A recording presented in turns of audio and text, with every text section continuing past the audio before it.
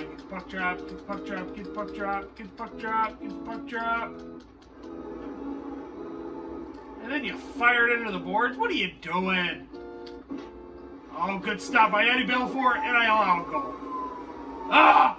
This game, I swear. Oh, hey, everybody. I'm Tony. And I'm going to go Canadian today, and I'm going to open up hockey cards. Go Blackhawks. Oh, I'm back, everybody. And it's time to open up 1992-93 Fleer Ultra Hockey Series 2. Let's get right to it. Siri thinks I'm talking to her. All right. First time in a long time I've opened up hockey cards. I got these for free at my LCS because they apparently have been holding on to them for quite a while. So this is what the packs look like. We'll get right to it. I don't expect anybody to be gung-ho like for baseball, but if you want some of these, by all means, just say you're in, and I'll spin that wheel. All right, so they don't seem to be in a brick too bad. Alexei Kastanoff, Brad Shaw. Oh, some of them are bricking. Rick Natras, Ron Tugnut, Ingrich. I'm not going to say all of them because I don't want to embarrass myself too bad. Oh, the old Buffalo Sabres uniform, Brian Noonan. I like the Sabres blue and yellow uniforms better. Black and red was kind of cool in the late 90s.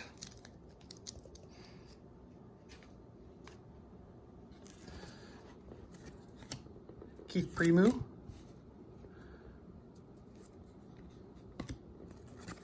I think something stuck to that Keith Primeau. Stephen King, rookie. Igor Korloff, rookie. Sean McEacherin. Vladimir Malikov. Those Russians.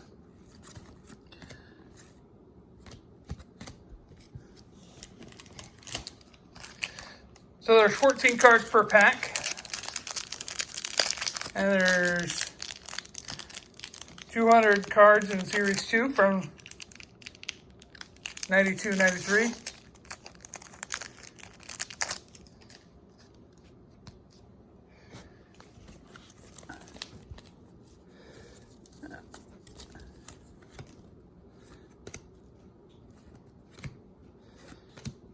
Teemu Selanne, rookie.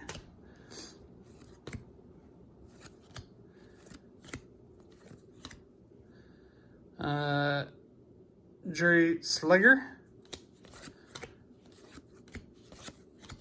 Robert Dirk. I do not like the Canucks uniforms from back then.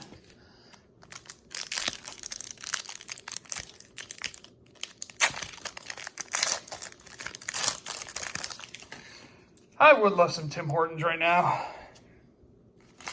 Maybe for lunch I would take some good Canadian food, such as poutine. If you've never had poutine, you should definitely have it. Rookie. John LeClair. Nikolai Borshevsky.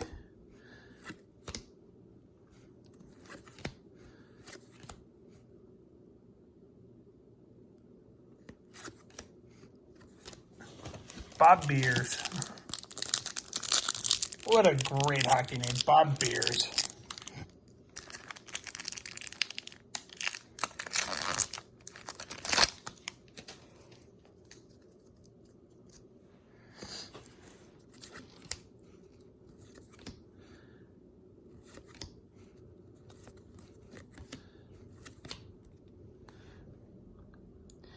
Christian Rutu.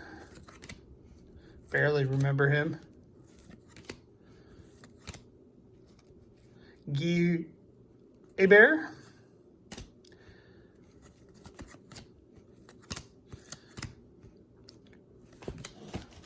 Went to the Hockey Hall of Fame a couple of years ago now.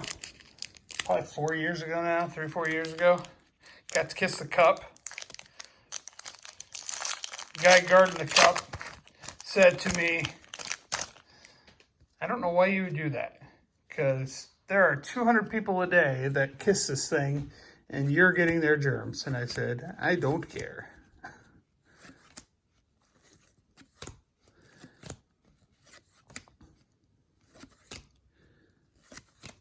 Oh, we got an insert card here. Nikolai Borshevsky, Ultra Import here. Maybe Canadian Cards can tell me about this Maple Leafs guy. I'll put him up here against the puck.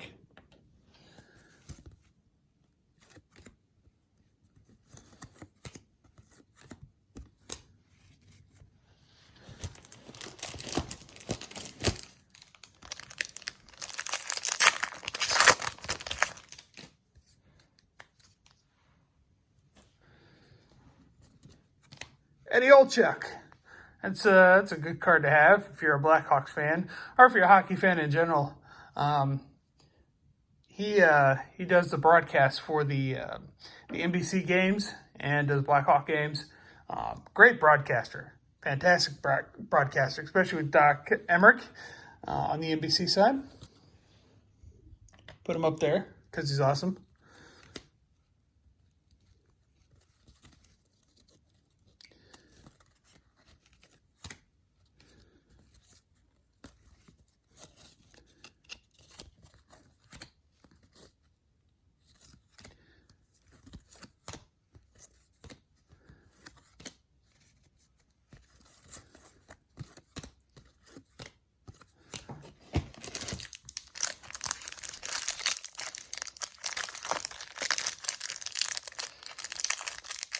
These cards are definitely tamper-proof, difficult to get into.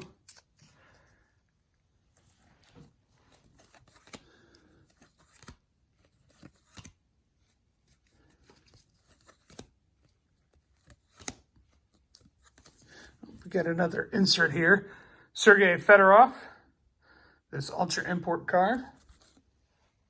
Those Red Wings teams from the 90s were almost unstoppable. That rivalry between the Colorado Avalanche and the Red Wings was second to none at that point. Hard-hitting playoff, everything on the line for the Western Conference Finals. It was unfreaking believable.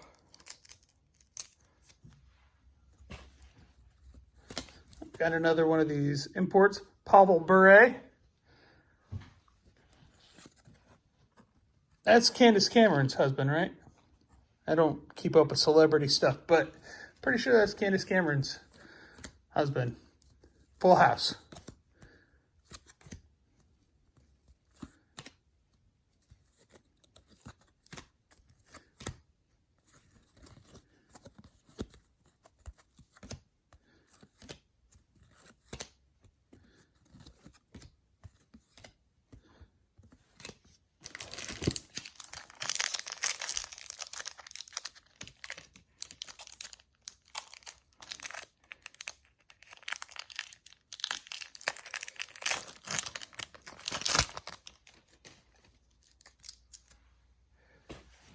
Getting a lot of repeat cards.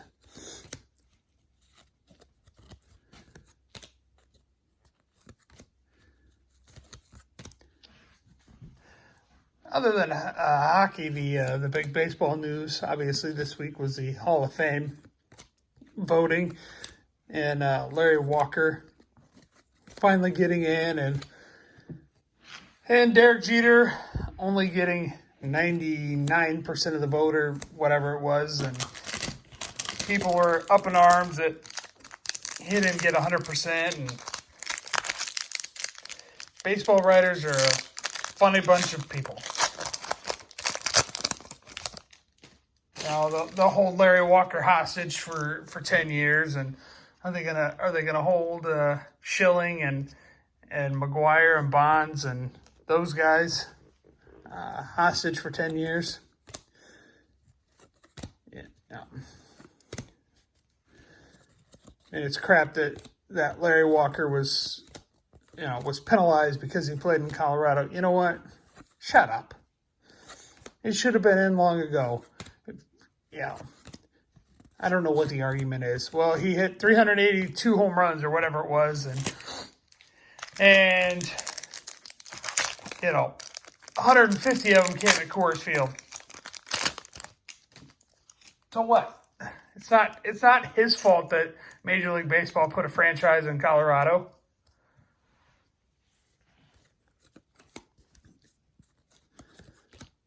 Another Eddie Olczyk. Keith Tkachuk.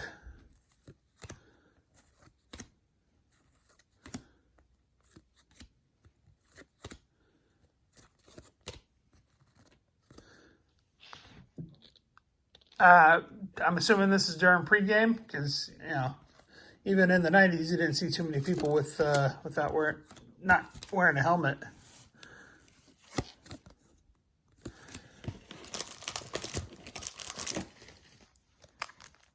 Yeah. Next year's ballot is Sammy Sosa ever going to get in? He seems to be hanging around that 9%. That 9% balloting and at 600 home runs, and everybody the writers are saying, well, he cheated. No, he didn't. It wasn't against the rules. Martin Straka.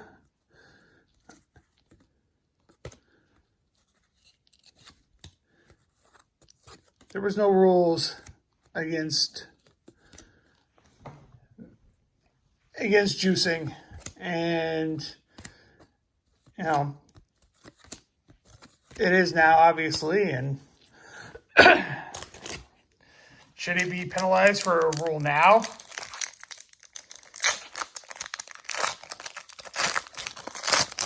Same with Barry Bonds. Barry Bonds is going to be a Hall of Fame player regardless, and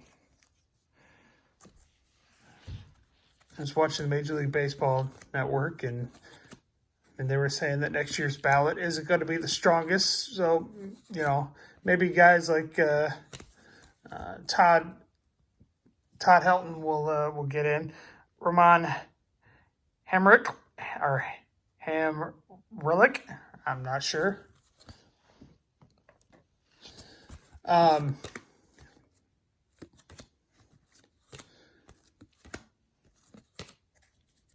So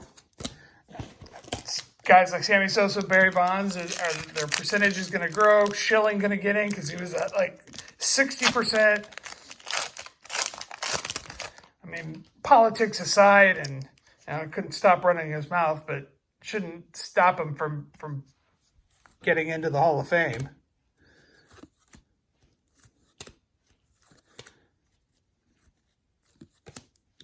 Just seems kind of petty and childish to keep a guy out because you don't agree with his politics, or you think he's running his mouth too much, or because Barry Bonds didn't give you an interview once when you were a young reporter, and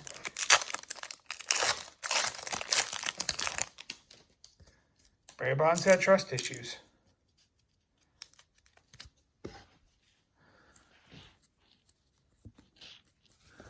Card sticking.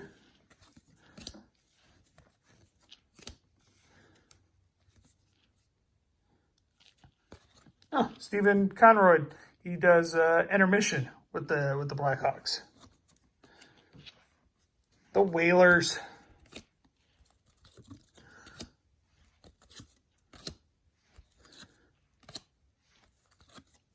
Went to a Hurricanes game a few years ago.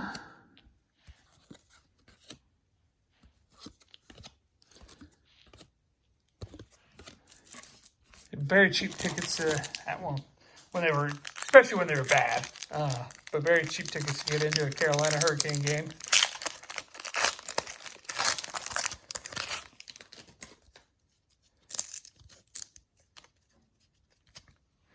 My wife is from the Detroit area, so we went to check out the Red Wings. She's kind of a fan. She enjoys the game, and we'll root when we go, when tease her brothers, because her brothers are huge Red Wings fans, and she'll tease them. She's at the game, and they're not, blah, blah, blah, whatever siblings do. And we enjoy going to the occasional hockey game. Obviously I'm more of a baseball fan, and so we go to more baseball games. Just sucks Baltimore's far away. Like to go to more Orioles games because they're cheaper to get into.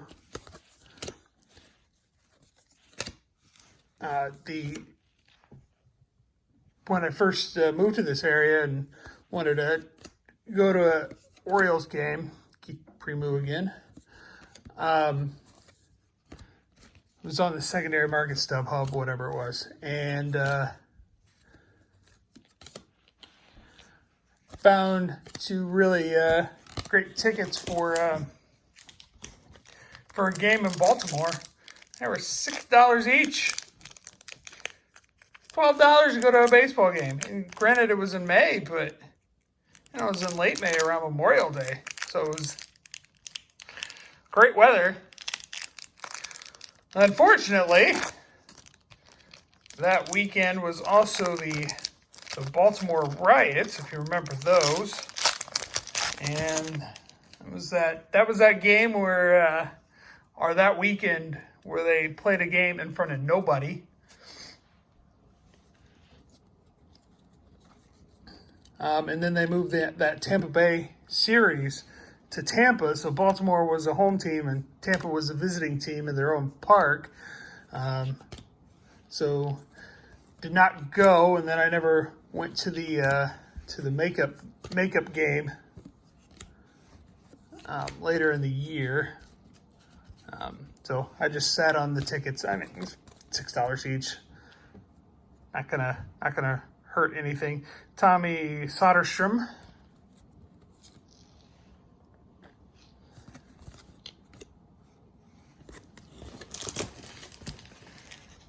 Keep moving this. I'm sorry, guys.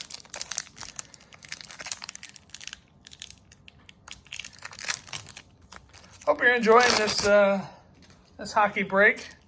I need to do something different. Move my trash onto the floor.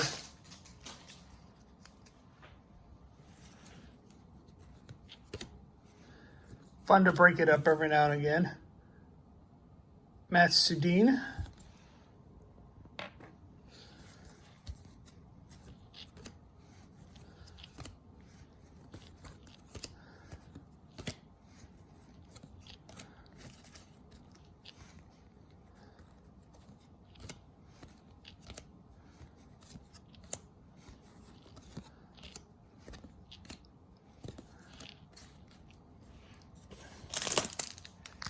Of course, a lot of people around here are big Caps fans and see the Caps gear all over the place. Everybody's cheering for the Caps, especially after they won the Cup.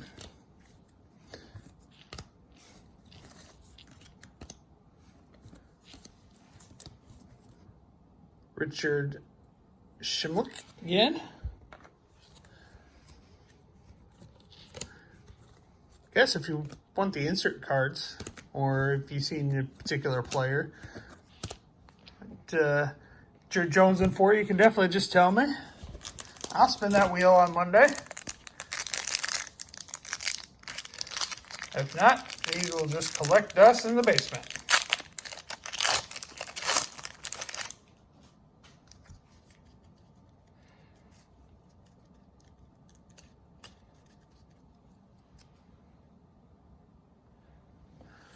Chris Luongo.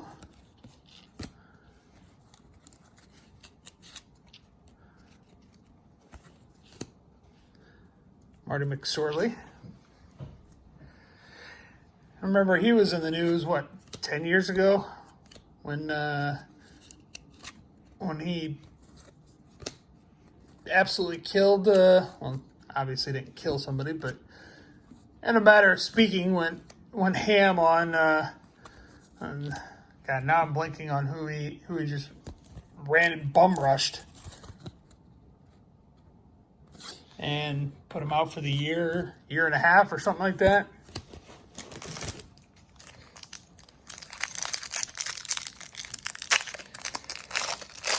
And McSorley was suspended for a long time. Might have even been longer than 10 years now.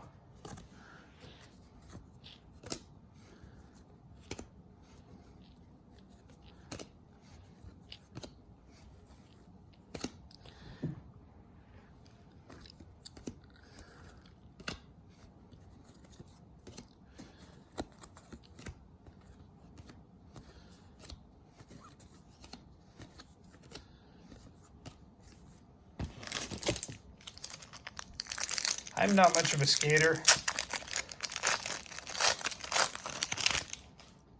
Worked a lot of Notre Dame hockey games. Those are always fun.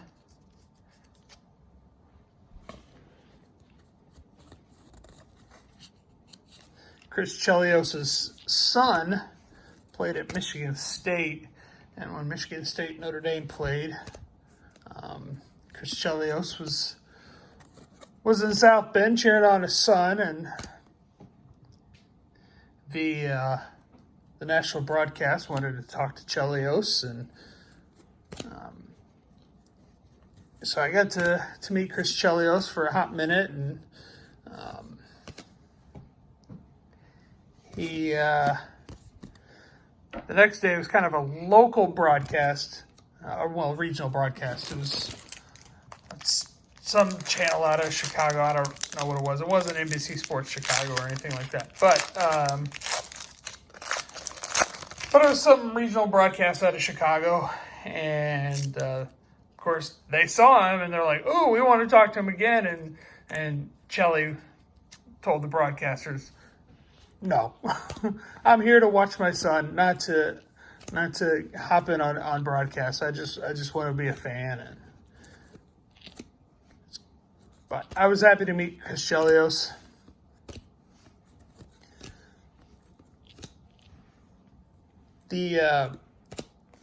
I'm blanking on his name, but the broadcaster for the Red Wings at the time died a year or two ago.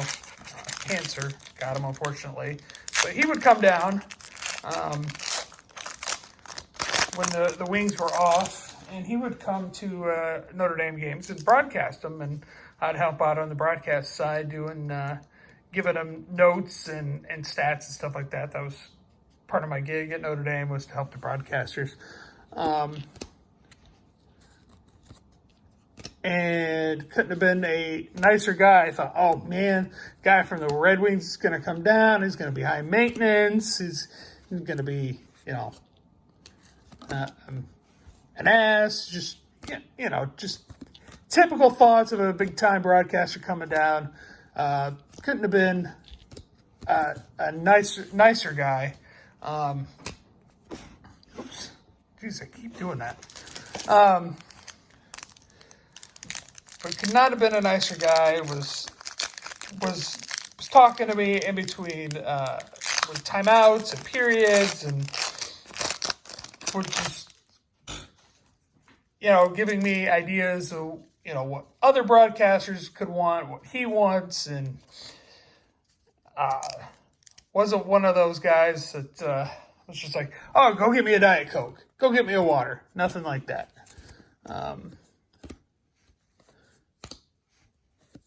There was a few basketball broadcasters, no names, believe it or not. Nobody I had actually ever heard of. A woman who, artist Urbe, Sharks goalie at one point,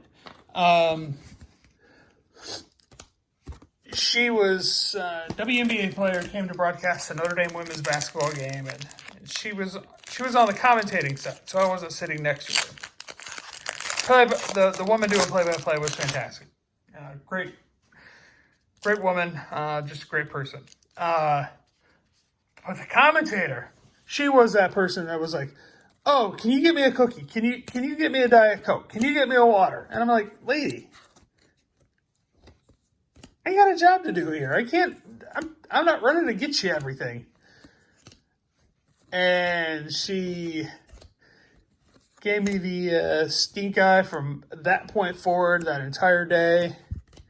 And,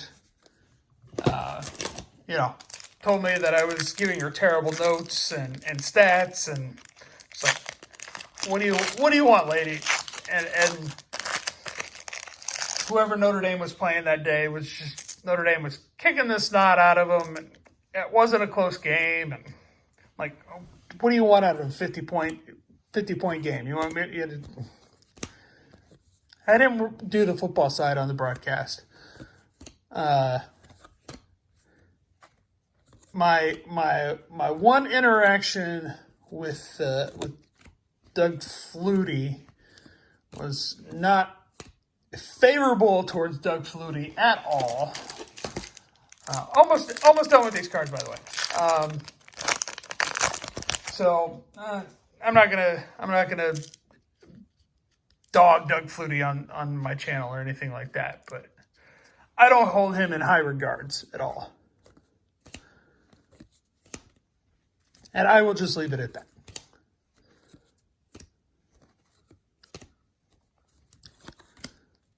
But it's still killing me. I cannot think of that Red Wings broadcaster. I think it was Dave. Dave Strader. That's his name. Geez, now it finally came to me. Dave Strader.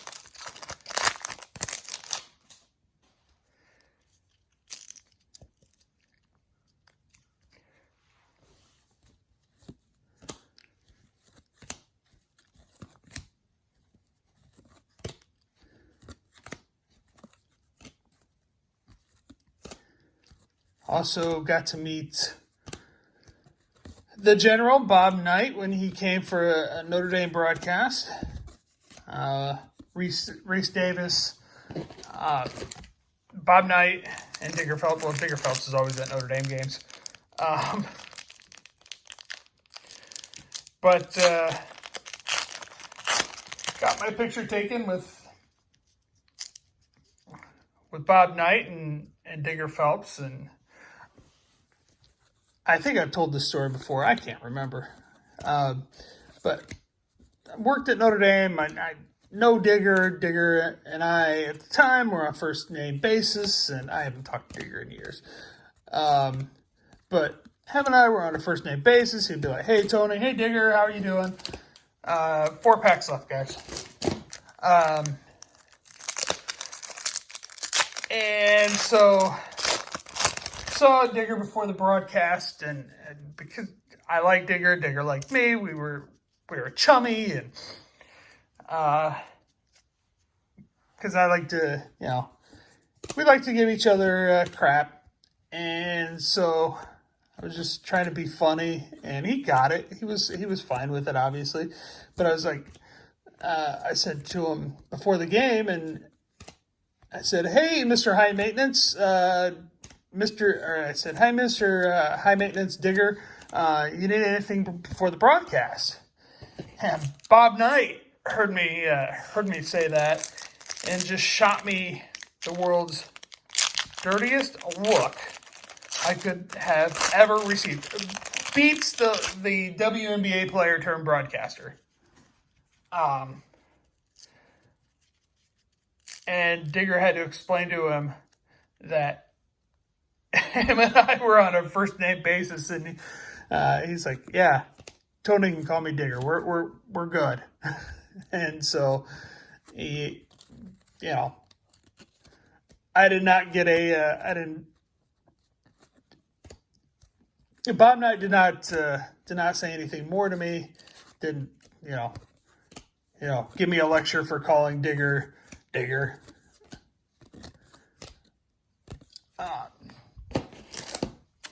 And then I got my picture taken with Bob Knight and Digger Phelps. So it was good.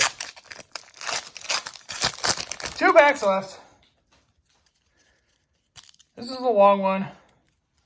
A super long one.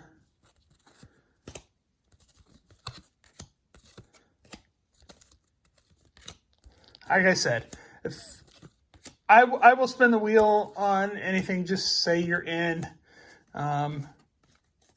And if, you're a TTM or hockey people are generally good at TTMs. I'm a TTM person, but maybe I'll try for Eddie Olchuk. So if you want in, just say you're in. And then, if you want to specify what cards you want, just tell me. Not a lot of...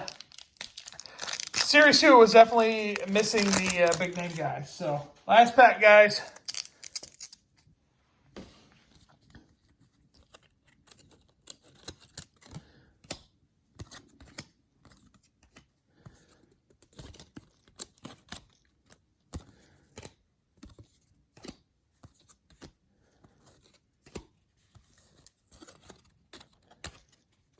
This is sticking.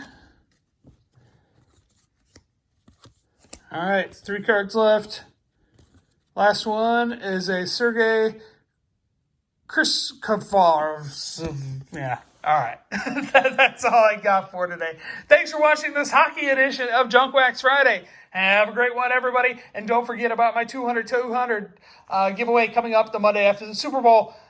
Video that you need to comment in will be in the description. Thanks for playing, everybody. Have a good one. Bye-bye.